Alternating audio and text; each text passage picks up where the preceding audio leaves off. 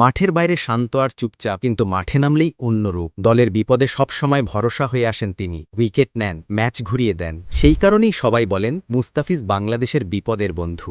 গতকাল দুবাইয়ের গরম আবহে যখন শ্রীলঙ্কার ব্যাটাররা বাংলাদেশকে কোণঠাসা করে ফেলছিল, তখনই হাজির হন সেই পুরনো ভরসা, মুস্তাফিজুর রহমান।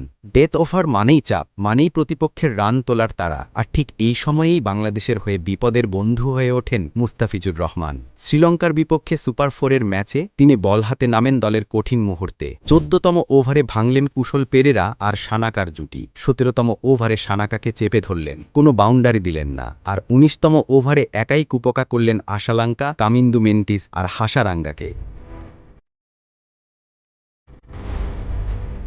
মাত্র ২০ রান খরচায় তুলে নেন ৩ উইকেট। এই পারফরম্যান্সেই ম্যাচ ঘুরে যায় বাংলাদেশের পক্ষে। শেষ পর্যন্ত টাইগাররা জেতে ৪ উইকেটে। এমনটা শুধু গতকালের গল্প নয়, পরিসংখ্যান বলছে আন্তর্জাতিক টি-20-র ডেথ ওভারে মুস্তাফিজের ইকোনমি রেট ৭.৯২, যা বিশ্বমানের। দলের জয়ের সময়গুলোতে তার অবদান আরও স্পষ্ট।